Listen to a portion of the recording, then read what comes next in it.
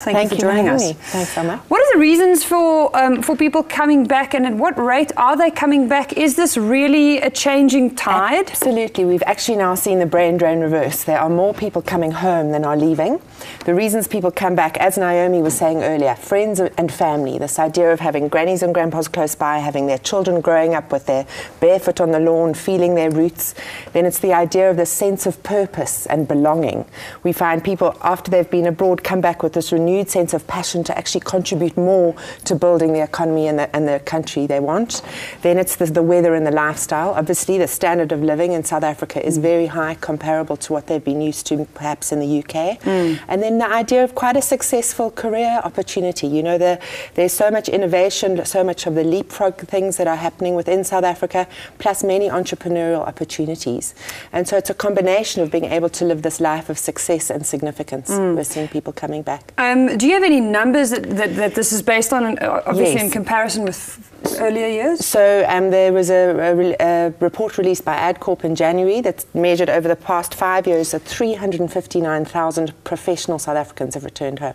Wow, that is a significant number. Absolutely. So you say the main reasons are basically a balance of personal and professional. It's the emotional is the main draw card. But isn't it really difficult once, like Carl says, once you've started seeing yourself as perhaps less of an immigrant and more of a Brit, for example, if you've been living in London, to then make that switch back home and earn the weak rand and adapt? So, I mean, for my personal story, I lived in London for 7 years and I'd always thought I'd come back, but it was Madiba standing on the steps of Trafalgar Square at the South African Embassy who spoke to all of us South Africans and said, I love you so much and I want to put you in my pocket and take you home. And I burst into tears. It was this emotional moment.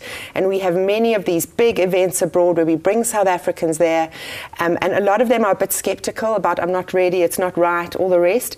And we show the stories of other people who've come back and this emotional thing happens and people go, where is my purpose? Where do I belong? Where, you know, what really makes me South African? But we also show the negative bits about coming back. Unacceptably high level of crime still, you know, the inequalities, some of the infrastructure and corruption problems you have to deal with. It's a trade-off to return and it's hard to settle in. It's not like it's easy. A lot of your friends have moved on, as Naomi was saying. You need to return home with a sense of humility and reintegrate, but really the trade-off is worth it. All the research we've shown that once people have come back, 90% of them stay put and are happy with their decision. About a decade ago, the trend up to then was basically just people going to London. What we actually discussed before the program started this morning was that most of my friends who are in their late 20s went elsewhere. A lot of people went to other parts of Europe, to the States, South America, Australia, the Far East. So what are the trends around where people are going to live at this stage when you look at expat culture? Yes. So definitely the highest concentration is in the UK, without a doubt. It used to be more, then the second biggest country was Australia, but now America. There are more South Africans in America, 15% of them. In Australia, 10%, and then Canada, and then New Zealand. And then the rest is spread across Europe. A bit in Dubai. We're seeing less are in Dubai. You know, we had a lot of our construction people, especially in Dubai, you know, before 2009, and we went and got them back for the 2010 big infrastructure build. You know, a lot more spread around, and certainly a lot of our black South Africans in the US in particular. That's interesting. Okay, so you guys are focused on bringing skills back to Africa and then specifically South Africa as well. Is the bottom line influence of this expat culture, of people leaving for 5, 2 or 10 years and coming back, is it a positive or a negative? We actually, if we say to a South African, if you've got the opportunity and the resources and the time to go abroad and get some experience, please go, because that international expertise you get is so useful, and we work with a lot of companies who need these scarce skills back home. So we actually encourage it because people come back as well with this renewed passion. At the end of the day, we think that there's no such thing as an ex-South African. If you aren't ready to come back now, keep it in the back of your mind. Trust the feeling that you love and hate your country at the same time. It's a very normal feeling to have. Know that for every one skilled person that returns home to South Africa, 9 new jobs are created in the formal and informal sector. So you're making a difference just by coming back.